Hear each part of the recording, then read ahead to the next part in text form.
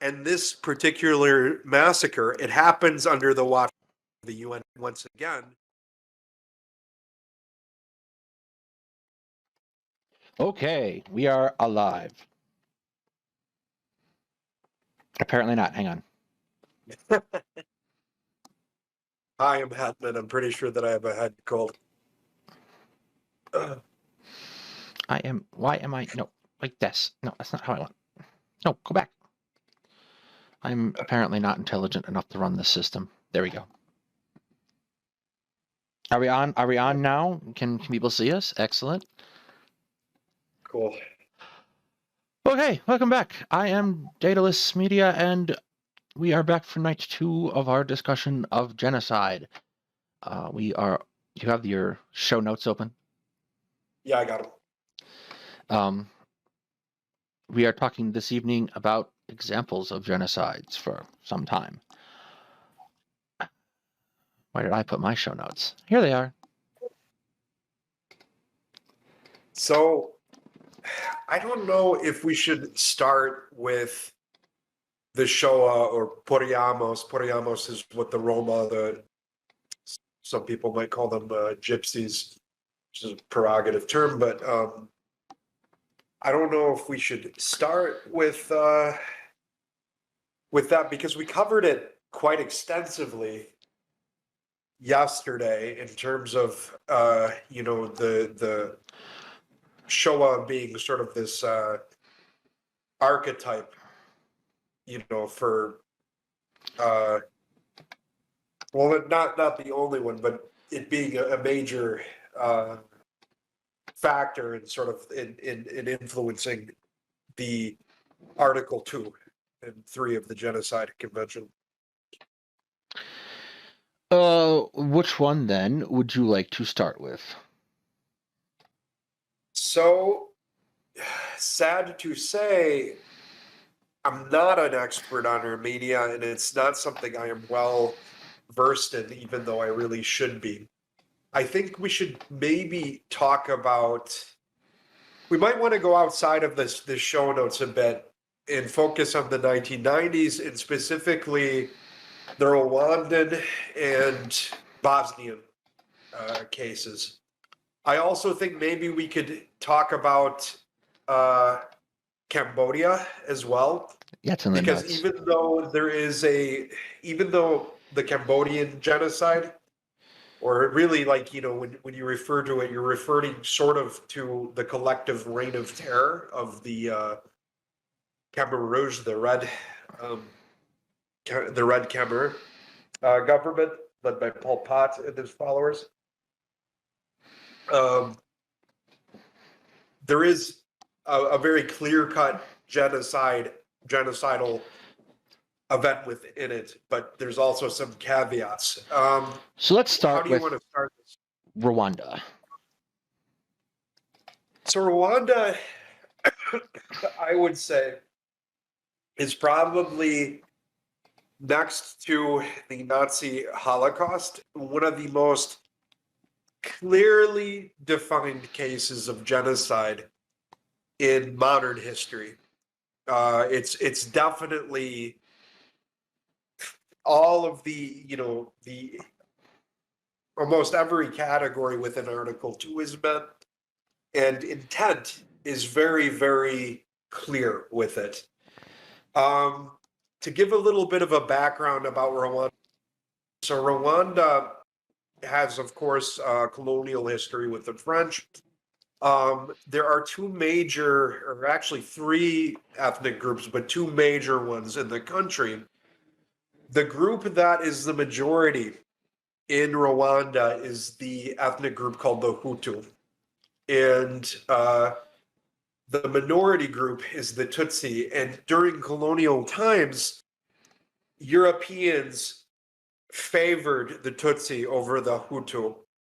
There is also, less widely known, a example of mass violence by a Tutsi government in Rwanda, and I think it was 1975, where around 50 to 100,000 Hutu were massacred in acts of pogroms and ethnic violence. And so this is a factor that actually isn't widely talked about. There are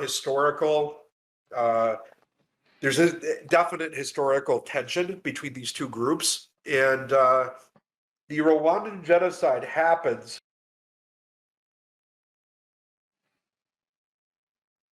sort of, not sort of, but during a civil war where you have the Rwandan Patriotic Front led by Paul Kagame, who is still the president of Rwanda after actually he was able to depose the Hutu genocidal government, but he's never. I mean, this is what 1993, 94. So he's still president to this day, and I don't think there's going to be any other presidents in Rwanda. But that aside, I hear he has a shockingly high approval rating. This happens, during a civil war, and particularly during a time where there's, some military and militant groups are trying to vie for power. And the Rwandan genocide is something that, like all genocides, it has a gradual, we were talking about the 10 stages. So it has, a buildup. And one of the most, I think, insidious aspects of it, and you see this in other genocides, but you see this particularly with Rwanda. We'll talk more about the Bosnian War, but you specifically use of mass media, radio, television, where you have these Hutu extremist people that they're allied with the government, and they're essentially broadcasting, from the cities to even villages, urging people to be killed. Urging people to be killed. And the killing in this particular genocide is overwhelmingly not done with like guns. It's done at a very intimate level with machetes. And actually, one of the during when they had the trials, the International ICTYR, I think, so the International Criminal Court in Rwanda, they're able to trace back all of sort of the orders of tens of thousands, maybe over 100,000 machetes from the West, from I think the United States and other countries. So this was planned. It was something that wasn't spontaneous, even though the killings, they don't occur. The killings bear a lot of hallmarks of pogroms, or like in Russian, pogromy, or pogromy in Ukrainian. So the violence is very, there's an extreme amount of violence, but it's not something that's extremely well orchestrated. You have mobs of people carrying it out, and you have a group. I forget if they were. I know that they were an official, sanctioned group by the Hutu military government called the Interahamwe, which go around committing these murders, these mass murders, and the violence is very intimate. It's neighbor killing neighbor. Sometimes it is even husband killing wife, or vice versa. This was the level to which people, they inspired this hatred in people. There's a very good film about the Rwandan genocide called Sometimes in April. It actually has, I think, there's talk of him being the next James Bond, and everyone got Idris Elba. upset. Yeah. Idris Elba stars in it. It's a very, very accurate film. There's also another film, Hotel Rwanda. The thing about the Rwandan genocide is it took place under watch, with a small UN, but they were really rendered powerless. And the head of the Romeo Dallaire, Canadian general, and I think most of his unit there was actually they were Belgians. Pull your But microphone a little closer. You're cutting out. as far as I know, this occurred in the wake of the Black Hawk Down affair. It occurred in the wake of the Somalia intervention, which was very. I think you can explain a little bit about this aspect about it. I can talk about the battles pretty well. Pull your microphone a little closer. You keep cutting out. Okay. So, I mean, less about the battles, but more about what this did. So Somalia had descended into a civil war prior to the 94 Rwandan genocide. In 1993,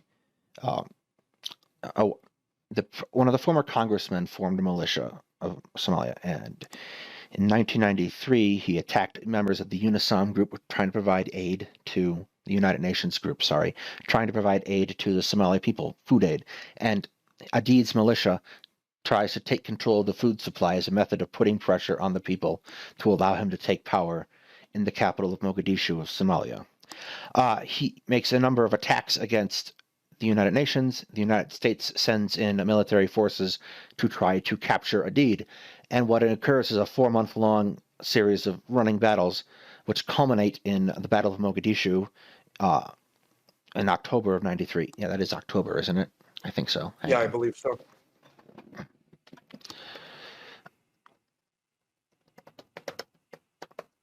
Battle of Mogadishu. Yes, October 3 and 4 of 1993.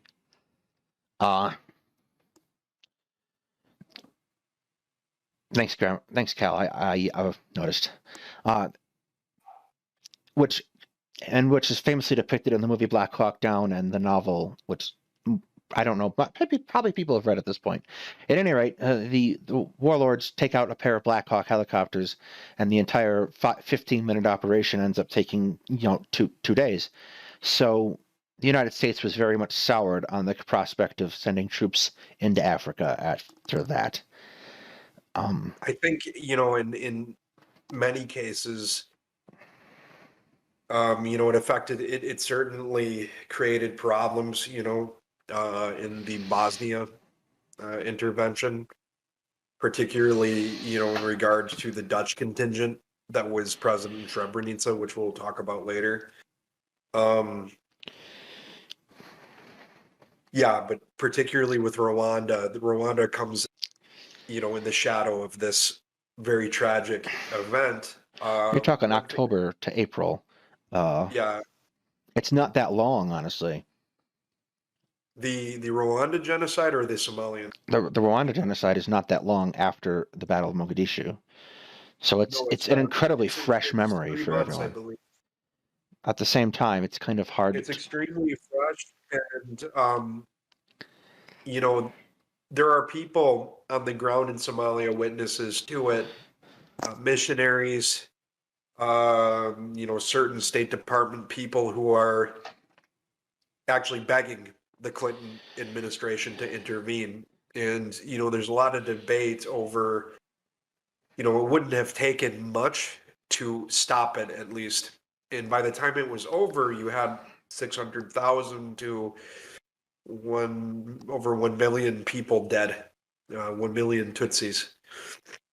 It also led, the results of it had ripple effects, because when the Paul Kagame and the Rwandan Patriotic Front, his army essentially intervened. They broke the ceasefire because there were, their people were getting killed.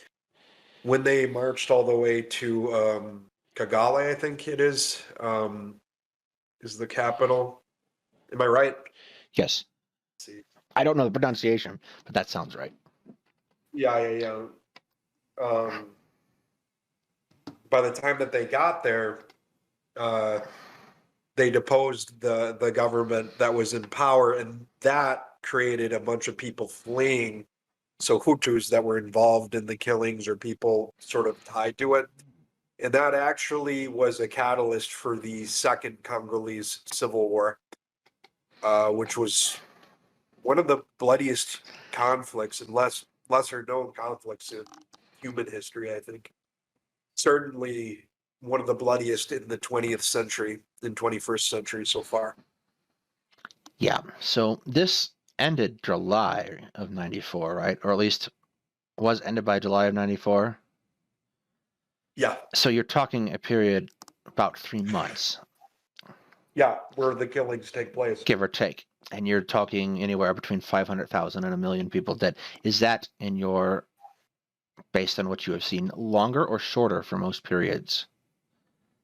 Of genocides? Yes. So, because I think the common thought is that there's kind of a very slow burn and then a very long period of violence. I mean, that's, you got to remember that, for example, with the Holocaust, you have a very large portion of it carried out.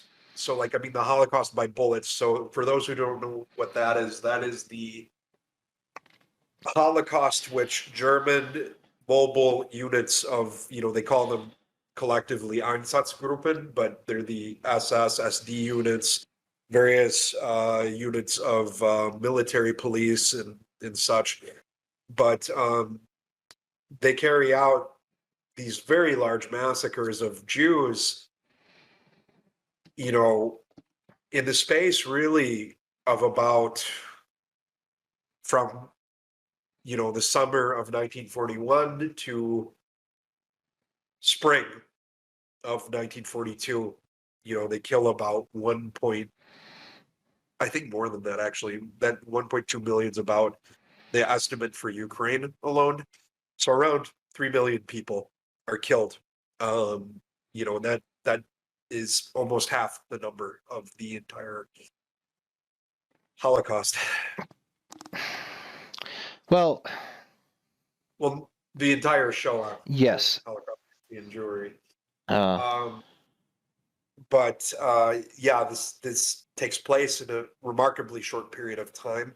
Some of the largest massacres, Babin Yar, occurred, I think. Let's see, I believe it occurred in September 1941. And, the process of ghettoization of Jews in Kiev. So here's something that actually I want to add, in regards to the German, in regards to the Holocaust in the Soviet Union. So one thing that the Germans did, a lot of people, I've been on many different forums, and someone will post something of like, say the Lviv pogroms, or like, the Babin Yar mass shooting, or many of the other smaller mass shootings which occurred in various localities throughout Belarus, Ukraine, and the Baltics. And in the Ukrainian case, and in a lot of the cases, pretty much all of them, I hear the argument is, the Germans wouldn't have known who the Jews were in a certain locality had it not been for the neighbors. And while, there's a huge factor of denunciation in all of Europe, I'm including Western European countries and also, Poland, Eastern Europe. But when the Germans went into a village or a town, immediately what they did, at threat of death, if you did not show up there and you were caught without documentation that they would give to you, you were at risk of being arrested and shot on sight. So they carried out a tally of the population. And in some of these localities, you have already people with their Soviet passports, they have their nationality. Also, some Jews of the Jewish population in Ukraine, they didn't flee the Germans, and they did this willingly because they remembered the Germans in 1918. And particularly during this period, the German occupation of Ukraine of 1918 was the most peaceful time of that very, very bloody era of the civil wars. And they also don't have a lot of love towards the Stalinist regime. They suffered like every other group in the Soviet Union, sometimes worse, particularly because of their religion being dismantled and different political groups like Zionists being targeted. So a lot of them, like the rest of the population, were cautiously optimistic. You're cutting out. Oh, sorry. And where did I leave off? A lot of them were cautiously optimistic. Yeah, a lot of them were cautiously optimistic about the arrival. So I just wanted to, what my point is that, you know, people weren't, you know, denunciation was huge, and it's huge in any genocide. Actually, it's something, you know, there are always rescuers. There are always people who have a motivation to help others. Sometimes rescuers can be perpetrators too, by the way. They might rescue someone they know who they like and be involved in killing others of that group. That happens a lot as well. So that's one other important thing to mention about genocides is that, you know, perpetration is a very broad spectrum. Being a bystander's a very broad spectrum as well. A lot of times you don't have, you know, the luxury of being anything else. Anyway. So we kind of moved off topic a little bit. I want to run back to Rwanda, to a kind of important thing to talk about, I think. Absolutely. And I'm sorry for getting off topic, but no, it's all right. It also covers a little bit of what we had planned to do. And I think it's something that is a feature in all of these different events. But go ahead. The thing that I find really interesting about this, the methodology of this genocide, the preparation, is this use of mass media. Yeah. Yeah. To direct violence. Because if you listen to it, it has all of the characteristics of stochastic terrorism. Yeah. In a very, very real sense. And it also is a feature, I think, of things that we are seeing today here in the United States. Of more so now than media, media directed violence, stochastic directed violence towards groups. This kind of component and anchoring it in history, I think, is important to understand that it is a thing.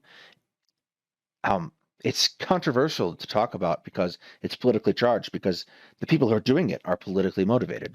But it is definitely a thing that is happening. And we're taking this for later, and I'm putting it in my box for when I talk about the thing I want to talk about at the end.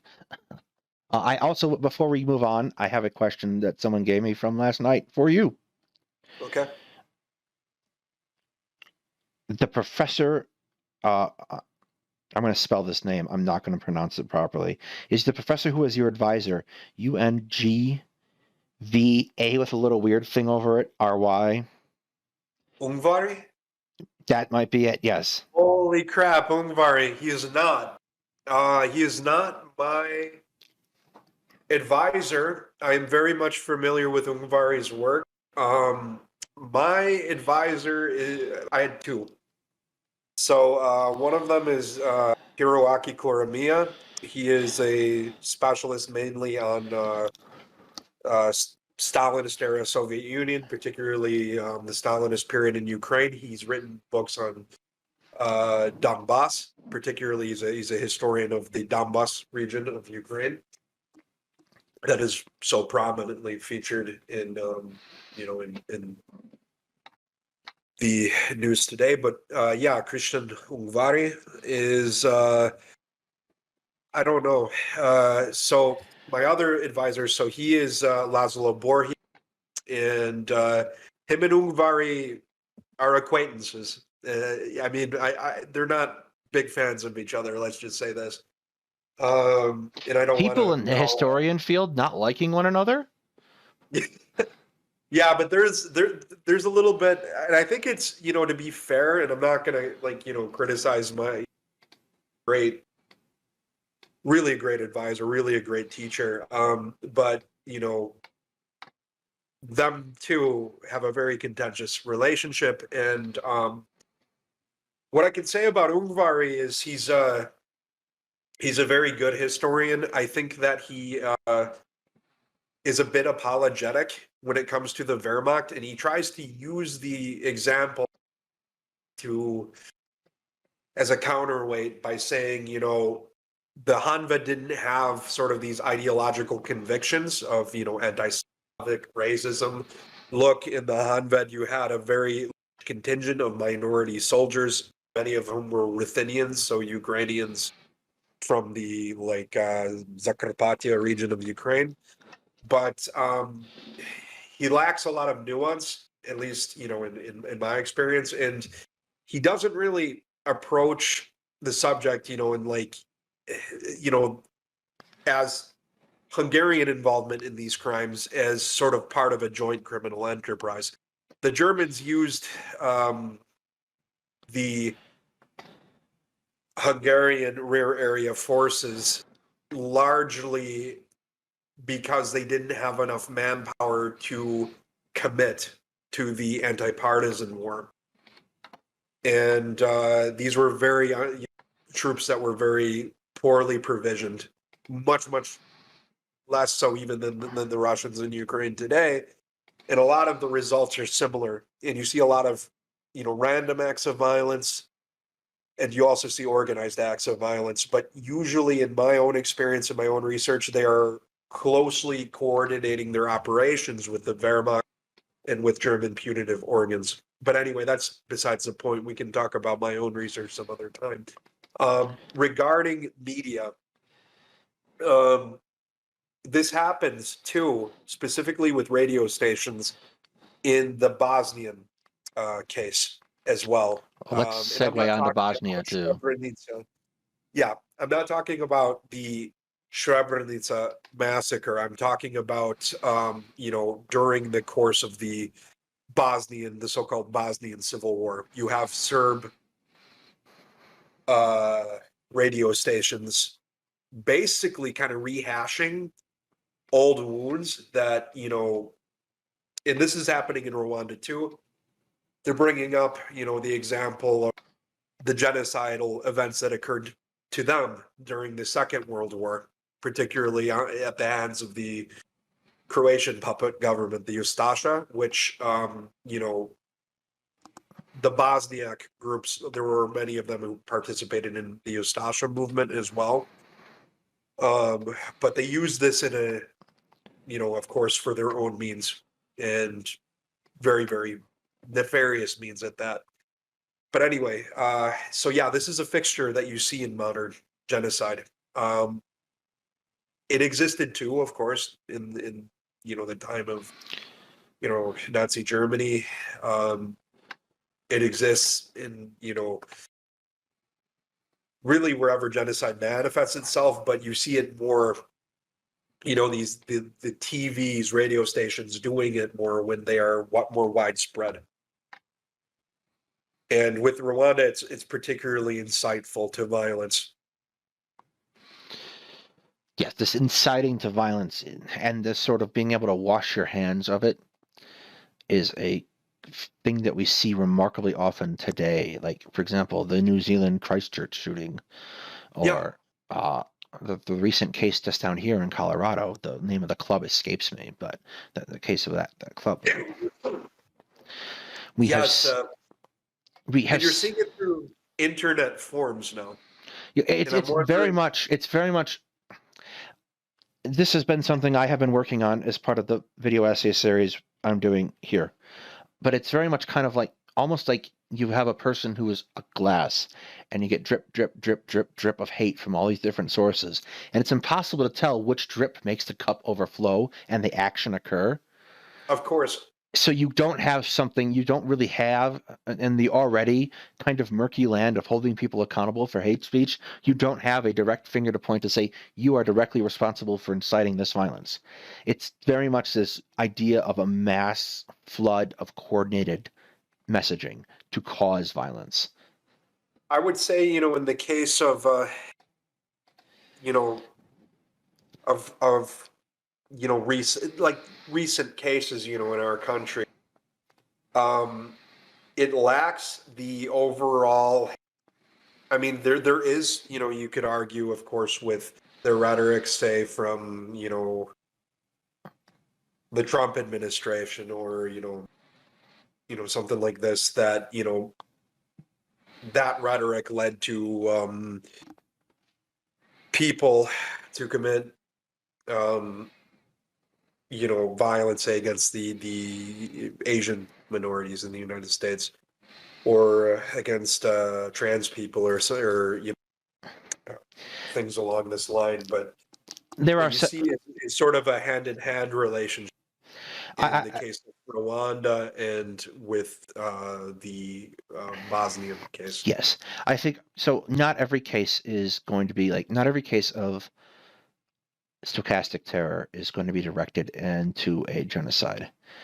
No. The reason I bring this up, though, and as we keep moving through these examples, kind of building my case here, is that it goes hand in hand with other things.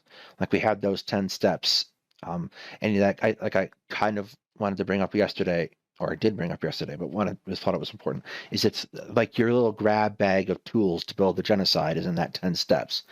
And you see different elements of those things come out. So not necessarily everything out of that grab bag is going to connect to it. Like I don't necessarily think that the violence towards Asian Americans was intended as a effort to kill them. It was more a deflection away from Trump's own complicity in the spreading of the pandemic. But it was the same set of tools that you might use to cause violence against another group. One thing that I might mention too is, in particular, with the the spike in violence against Asian Americans during this time, it is overwhelmingly being done by um, other minority groups who were disproportionately affected by the COVID-19 pandemic. There is a very, very complicated set of relationship Yeah. between racial groups in the United States. Um, And it's that's it's something too. Yeah. it's an incredibly like there's a very it's presented in a certain way how racism is related to in the United States and how bigotry is related to. But there's this very complicated relationship that largely it's a challenging thing. And one of the things I observed, especially early on in the Obama administration, I started to feel like there was this growth in internet rhetoric of white supremacy, which the Southern Poverty Law Center eventually backed up, that there was an increase in joining of militia groups and they said this happens normally during a Democratic presidency in recent history, but now it's happening even more. Yeah. And you kind of see this culmination of this kind of concept of directed violence in January 6th. Of course. Yeah. So I think it's kind of like, it gets into another thing that my problem with making genocide a legal issue is that people who want to break the law and have resources know exactly what to do the thing without doing the thing. Yeah. So you get this state where, like, clearly there are people who are inciting violence, and in this case, the Hutu and the Tutsis, there are clearly people who are inciting violence, and there wasn't really any way to stop them because they There's control not the any power way of the to state. stop it, because the there was a moderate. I don't know if you knew what happened right before the incitement of the genocide. They killed, actually. I believe the current president, they shot down the plane. I really, with the Rwanda genocide, it's interesting. I've studied it, but I wouldn't feel comfortable at the moment teaching a class on it because there are some key figures of it that off the top of my head I don't know. But once this, I gotta find the name of the main figurehead. A good book to read about the Rwanda genocide. It's auto memoirs of Romeo Dallaire. It's called Shake Hands with the Devil. They made a film adaptation, I believe. Romeo Dallaire, he was the head of the UN contingent. I mentioned that earlier, and he basically was all but powerless to. I mean, he was powerless. All but powerless isn't the right word. He was basically powerless and watched this whole thing unfold, and it perfected. I mean, it affected him extremely profoundly. He has dealt with, horrible depression, PTSD, and even suicide Ideation. attempts, Yes. suicidal ideations from it. But the devil he's referring to in Shake Hands with the Devil is the genocide heir of the, one of the major leaders of the Hutu government that committed this atrocity. So, chief culprit of Rwanda. I gotta figure out his name because he's one of the most evil human beings in history. And it's funny, we know Hitler, Pol Pot, Stalin, Mao, but this is a guy that even I struggle remembering his name.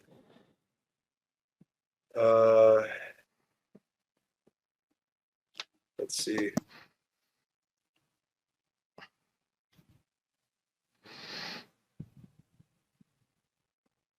Uh,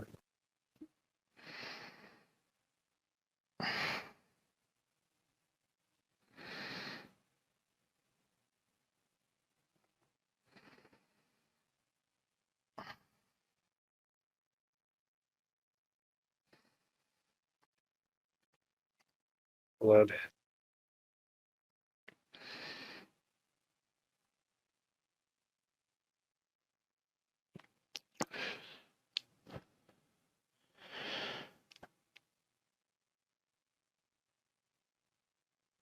Bagasora, yeah. Okay. I Yeah, can feel that's the his name. tension. So He's the head of the government during this let and us, chief culprit. you go brew some tea. I'm going to go feed the dog because it's that time of night. I'm going to put up the thing and we'll be back in 10 minutes. Perfect. Go brew tea. Yep. Oh.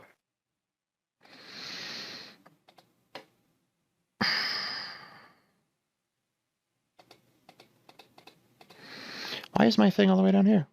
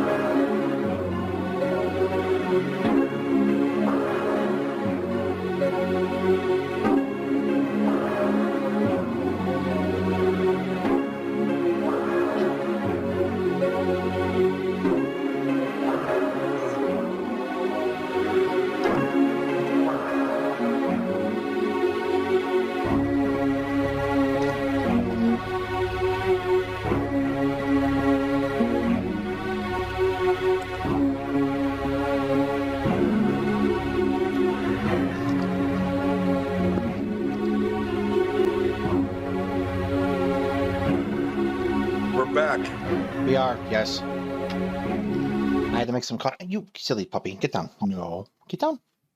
Go lay down. And I see. Let's see if any of our audience was retained. I want to know, particularly, who is the person in our audience who knows of Christian Ungvari, because he has one major book that got him acclaim, abroad outside of Hungary, which is the. I'm not sure they're here this evening. They messaged me beforehand. Yeah, but I would like to know because he's not very popular. Ungvari is not well known outside of Hungary. He made a very, very good book on the Battle of Budapest in the Siege of Budapest, and this is was translated into English and kind of is what got him. I wouldn't say academic stardom, but a wider audience in the West. I think he's written a few articles in German, but a lot of his work that applies to my field, like the topic which I wrote about, is in Hungarian. And actually, I had to painstakingly sort of translate, not like through the effort of some Hungarian scholars at where I went to where I did my master's.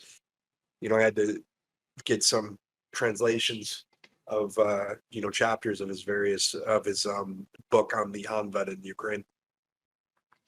The individual in question is one of the moderators at President Sunday's Discord, Karasku. I'm going to mess up this name too. I'm having a day. Karasu Kafka. Okay. Yeah. I'm not entirely certain of their pronouns actually off the top of my head. It's very impressive that this person knows of Ungvari because, he's not very well known, but they are a very knowledgeable individual, and I'm very glad to have them in our audience when they show up. I'm actually very surprised at some of the, I'm very pleasantly, surprised at, some of how knowledgeable some of these people are. I pick good. I'm sure that we have some people probably in our audience that could certainly teach the Rwandan genocide better than I could. Bosnia. Should we get to the Srebrenica massacre, particularly the legal? Thanks, the Val. controversy legally about it. I thought so too, and I don't want to make a mistake in that regard. So I was just going with, I don't know. Go. Sorry, talking to the audience. Me? Yes. So how should I start this? I mean, a little bit of the root. Yeah, probably. It's been a while, and I think our audience actually kind of skews a little young, so they might not remember. I have a question for you because I certainly, even though I was a very young, I remember that the events in former Yugoslavia quite vividly. The Kosovo War the most, because I was 10 years old, and of course there was, on the radio every day a lot, and particularly, when Microphone closer. When we lost several planes, including an F-117, I remember being actually very upset about that because it was my favorite plane. But I remember the events quite well, surprisingly well. This for me happened. This kind of occurs at the same juncture where my mother passes away. So it's one of those points in my mind that gets really fuzzy. Yeah. In my memory, because it's a year after. So kind of Srebrenica? The entire case of the Bosnian Civil War and the NATO intervention is a year. The next year, my mother passes away. So it's one of those things that my mind is very fuzzy on events prior and after that for a lot, because it was a particularly time for me. So I don't necessarily remember it in any kind of vivid detail. As much as I'm aware of it happening. So The Bosnian War occurs, during as part of, it's part of a series of wars that occur when the Federal Republic of Yugoslavia breaks up. For those who are unfamiliar, sort of the geography and the history of the Balkans, it's a very group of very contentious people, to say the least, the South Slavic peoples, and the conflict that occurred in the 90s is largely a continuation. You've cut out. Okay, the conflict which occurred in the night. Can you hear me now? Yes. The conflict which occurs in the 90s is really a continuation of the sort of pocket wars which occurred in the Second World War in the same region. So essentially a continuation conflicts that were occurring between the Serbs, Croats, and Bosnians, the Muslim Bosniaks, or the Muslim group. Largely, it's a continuation of the Ustasha Serb conflict, and when when Tito dies, I think it was 79 or 80. You have a slow collapse of the Federal Republic of Yugoslavia. By 1990 or 91, you have Slovenia break off. There's a brief attempt by, the heart of the large majority of the Yugoslav army. You cut out again. Oh, God damn. Can you hear me now? Yes. What are you wearing, Jake from State Farm? All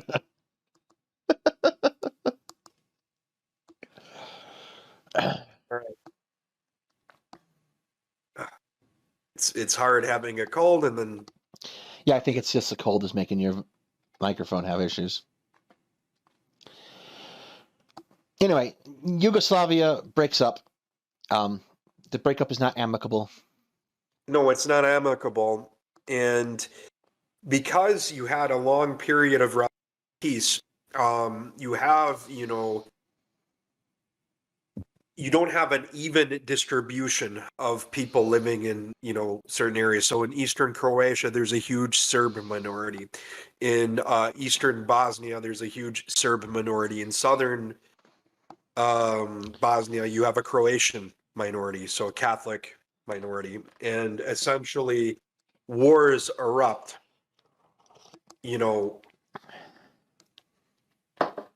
erupt sort of over territory. So, the Serbs don't, the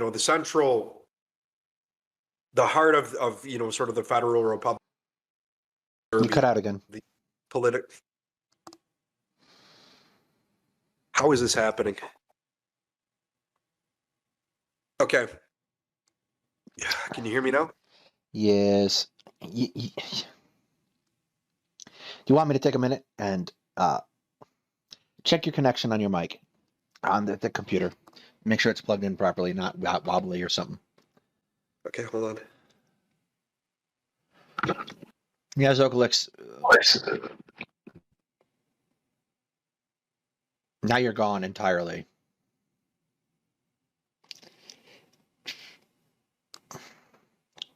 I should have a technical difficulties card. Let's make that now too, huh? Yeah.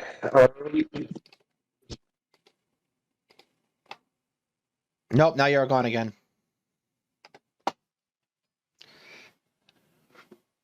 Okay. Hey, I think you're back. Try it again. Can you hear me? Yes. Okay, it just was loose. Makes sense. Okay.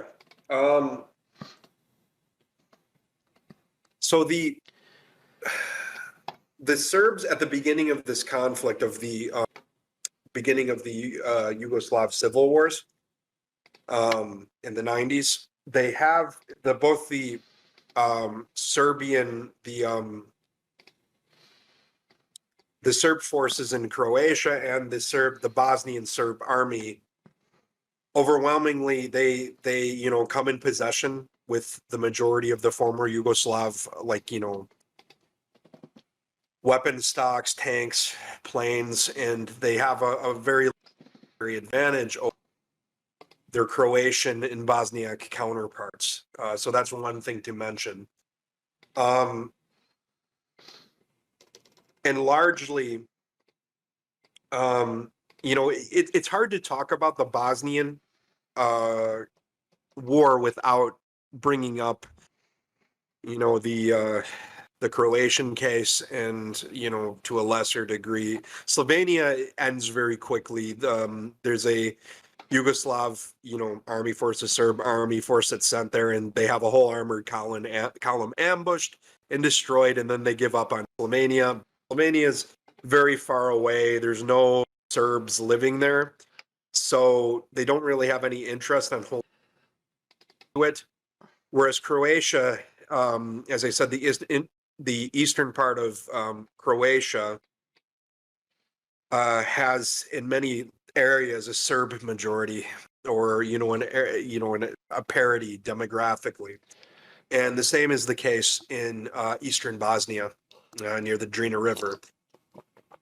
And what ends up happening is you have in Serbia, and then in Bosnia, after Croatia declares independence, Bosnia is going to declare independence as well.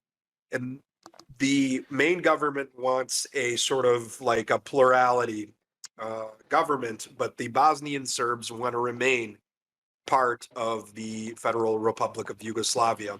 This results, of course, in a civil war. And in the buildup to it, you have not Mladic, Karadzic, I believe his name is. So the president of the Bosnian Serbs in their parliament saying, if the Muslims the Bosniaks try to declare independence, we know that they won't be able to protect themselves. He's alluding here that already he's using genocidal language and alluding to the fact that they're not going to let this happen, and that they're going to try to remove Muslims from the predominantly Serb areas, and that's what ends up happening in a very, very bloody campaign that has sort of a military dimension to it. I could talk a little bit about the Drina River massacres, like the various towns. Srebrenica, did I say that right? Srebrenica. Srebrenica, okay. Srebrenica.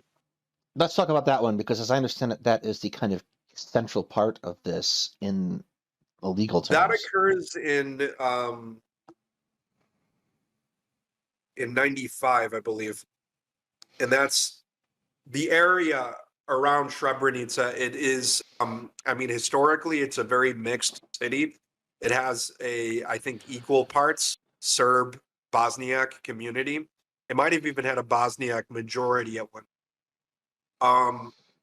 This is an area that is extremely, from about 93 to when the massacre occurs, it's the site of heavy fighting between the Bosniak forces and the VRS, the Bosnian Serb army.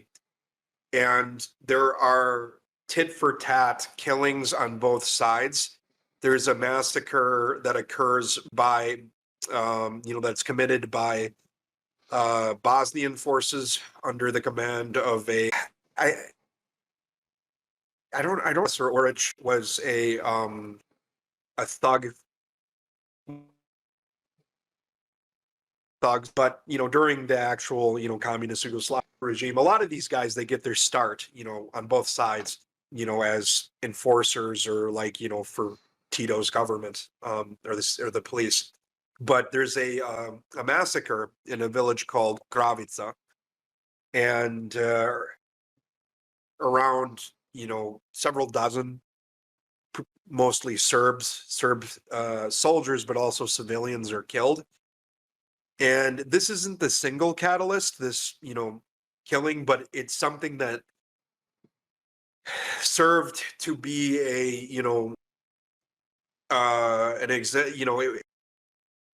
one of the straws, I think, the camel's back, even though the camel, in this case, the VRS, was committing very similar massacres to Srebrenica at a much smaller scale in other localities. This is a very, very brutal civil war, just to let you know. It's Yes, that I know. intimate violence. It's towns, basically, like, the Serb part of the town arms itself, and they essentially, drive out with military force the Muslim part of the town. And the sad part about this too is, just like Rwanda, you have many, many mixed couples from, the period before. I mean, in Tito's Yugoslavia, you have a period of relative peace between these ethnic groups, and they intermarry with. There's even sort of a Yugoslav identity forming, that's goes beyond the, religion, the Orthodox Serbs, Catholic Croatians, or, Bosniaks. And a lot of the survivors of these wars, Bosniak survivors, I remember in particular, whose memoir I was reading, he remembers going to his school, and before the 1993 or 92, he didn't know his classmates, this classmate was a Serb or this one was a Muslim. He thought, everybody is the same. They didn't, that's how people interacted. And it shows just how much politics can lead to this sort of extreme violence. But and I would say too, religion is, there are like Serbian Orthodox priests who probably encouraged the violence. There are certainly radical Muslims that later on do that. There's a Mujahideen contingent that goes. They didn't find that much public support, but yeah, there's a lot fueling this. But politics is the main driver, and I think that the main reason why this is because the Serbs do not want to let go of these areas. They do not want to concede to a plurality. And actually, at the very beginning of the conflict in '92, there is sort of agreements. There's a discussion between, I believe, Karadzic and Tudjman's government in Croatia about dividing Bosnia between Croat and Serb. So there's conflicts. There's even a sub-conflict within the civil war that occurs later. Particularly, there's a town called Mostar, which was, around, half Croat, half Bosniak, and you have a battle that occurs there, shelling between the two forces, and massacres of predominantly the Bosniak population there, but there's the Croat Defense League that I think takes part in that. I think it's called the Croat Defense League. I forget. Recently, there was actually a leader of this group put on trial, and he drank a shot of cyanide. And do you remember this? It happened maybe like about 5 or 6 years ago. Wasn't that like 17, 18? Yeah. He said, I think, like, I just wanted to let it be known that I'm not a criminal. And he takes the shot and he said that was, and then he falls over dead. You cut out right at the punchline there. And he said that was poison, and then he falls over dead. Do you hear me? Yes, now I hear you. Oh, we're Okay. having a day today with technical stuff, aren't we? Okay. Uh, Back to Srebrenica, though. So mhm. this is an area highly contested and fought over. And when it's finally when the VRS finally marches in to Srebrenica, you can see it on the faces of the soldiers who had been fighting for that long time. You can see the anger and the hatred in their eyes, and you can tell that they are planning something. Now, where this gets very tricky, and I think I sent you the article, Southwick's article. Yes. When the Srebrenica massacres occurs, so what it is they decide that this town has been such a problem that the only way to solve the problem of resistance within this area is to kill pretty much all men of fighting age, men and boys. You've cut out They again. make a deliberate point of transport the children and the elderly out, and then they systematically arrest and murder the male Bosniak population of the district at various killing sites throughout Srebrenica and the surrounding villages. Around 8,000 men and boys are killed. And you have to understand that this is happening in Europe, and it's the first massacre. And really, even since then, even with events that we're seeing in Ukraine, nothing has approached that scale since the Second World War. This and their images are coming out of several of the Serb-run camps for Bosnian men, particularly prisoners of war. And you see these men completely dilapidated and starved to death. Images of the Holocaust are once again, in the minds of the European of the European public. And this particular massacre, it happens under the watch of the UN once again. The Dutch contingent there was very much powerless to do anything. And also, there was an incident which occurred where they don't really know who threw the grenade, but it's believed to have been, one of the Bosnian either civilians or someone within the town threw a grenade, which ended up killing 2 Dutch soldiers. And so there were a lot of them were very, you have this military force that comes and occupies the town and basically holding the people hostage, holding your men hostage, and they really, they themselves can't do a whole lot. There's an argument, that there could have been an intervention right at this time. I think that it certainly was possible. Right afterward, you have an intervention where NATO intervenes against the Bosnian Serb army, and just in a very short bombing campaign, forces them to capitulate. So, this could have been prevented. But where you get into the so how did a genocide conviction happen out of this incident? So, because it was so unprecedented, they decided to sort of narrow the geographic area in which genocide occurred. And their argument was that killing the Bosnian men and boys of Srebrenica it fit Article B is, to commit bodily harm against members Bodily or and to mental kill harm. in whole or in part, to kill in part. And that's how they came to this decision. The issue is, though, is from a military standpoint, although it is overkill, you see similar, actually, like harkening back to the Hungarian army in Ukraine.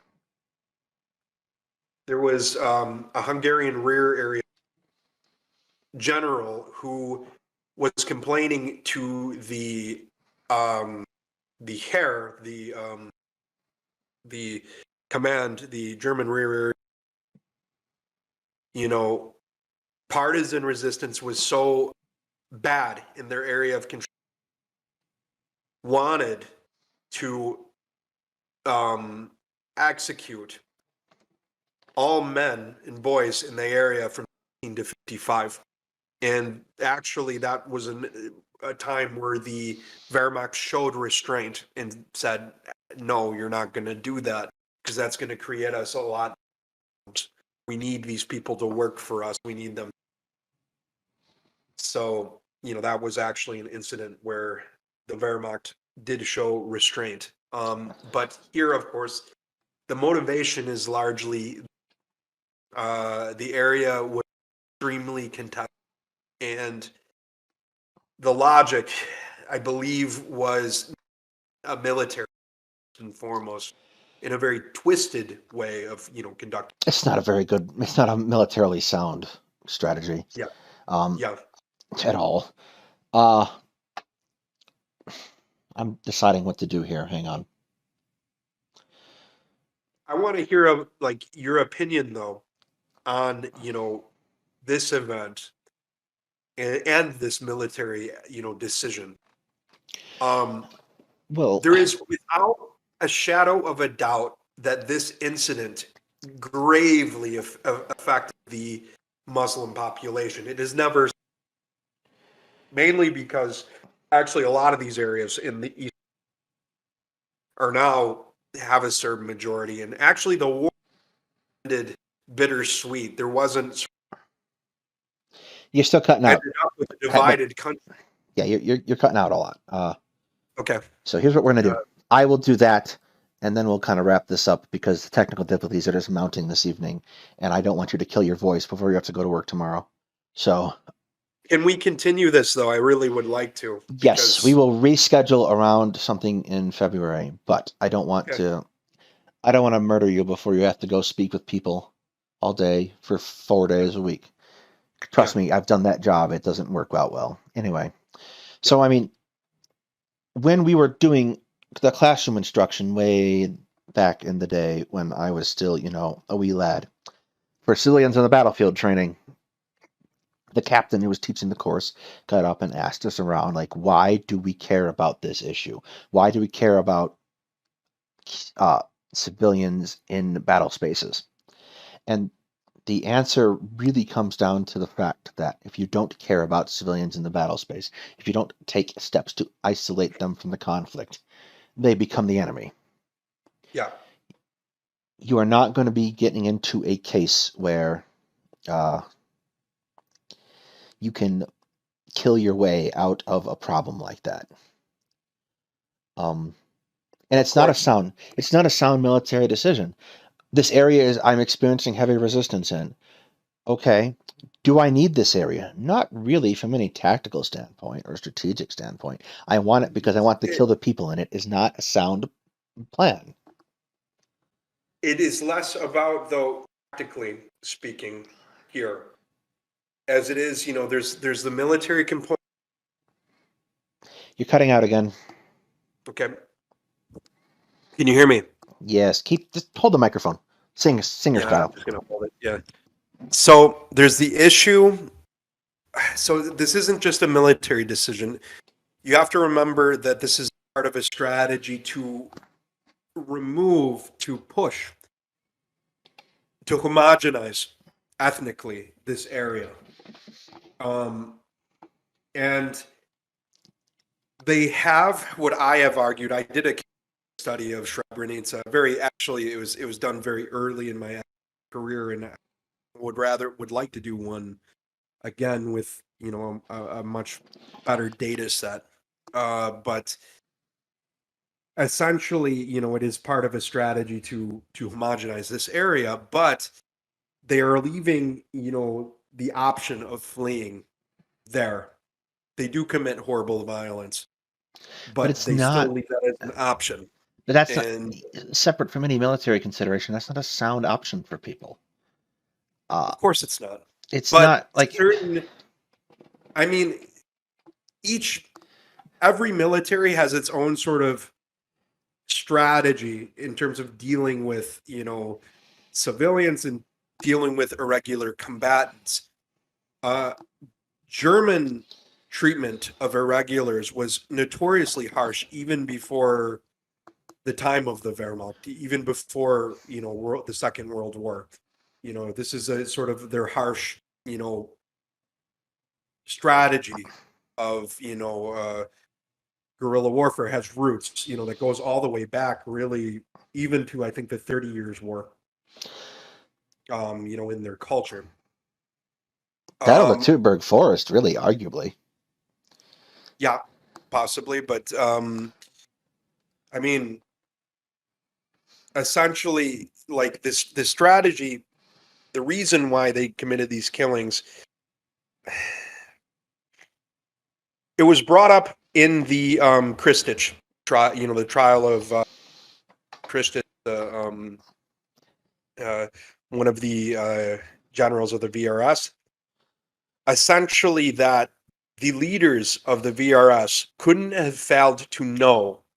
It might not have been the plan to wipe out the people of, to wipe out the Bosniak population of Srebrenica, but they couldn't have failed to know that killing that many men would have a irreversible and grievous effect on the Bosniak population of Srebrenica as a whole. And you see how I'm mentioning the locality here, Yes. because they very much, in order to get this conviction, limited the geographic scope. Now, other such mass violence was occurring, but this is by far the largest during this conflict, and it's still, as I said before, it remains the largest massacre to occur on European soil since the Second World War. I will even be honest, I study a lot of similar massacres that occurred in Ukraine during the Second World War. And this is, in terms of scale, it's right up there with, some of the bigger ones. Yes. So you can see how shocking it was at the time. But the argument that Southwick makes is, given that we have set aside the word genocide and the crime of it legally as being there, for the worst of the worst crimes, should we limit it? And, you and I are talking about how the problem with it is it's too limiting, the legal criteria for it. It's too limiting. Yeah, I wasn't a big fan of that I mean, Southwick paper. I'll be perfectly honest, but you were a big fan or I not was a not a big big fan? fan of it. I mean, she brings up some valid arguments, but overall, yeah. And it's like what I said before. When you have something that heinous and that terrible that happens, and it brings to mind genocide. It just that sort of event, but it doesn't always fit. It doesn't live up to the actual definition, though it is genocide. It legally was, ruled as such. On our next episode, when we continue this, we're going to talk about Cambodia. Yay. But this is something particularly important because that is also an extremely, probably one of the most horrendous events in human history. And for the vast majority of its victims, it's not genocide. It's only genocide for a certain portion of that group. Okay, we're stopping here So before you collapse into a pile of cold. Yeah, thanks. So here, okay. So we will reschedule the redux of this night to be, I guess. At any rate, next month's show, if you want to follow along, we will talk about movies and their role, because we've been having a lot of heavy discussions lately, haven't we? Let's talk about movies and the we role will in getting continue people. This heavy discussion. Yes, I'm getting there. We will talk about movies and their role in getting people interested in history, and we'll be talking about the movie Midway by Roland Emmerich, which will give me an excellent opportunity to wax poetic about military history for a night. God, I have to watch a Roland Emmerich movie, really? You do. I mean, we could just watch Independence Day. I mean, no, we can't. Not again. All right. I want to thank everybody for coming out tonight. Take care, guys. I'm sorry. Yeah, it's just bad timing with my cold. So. Yep.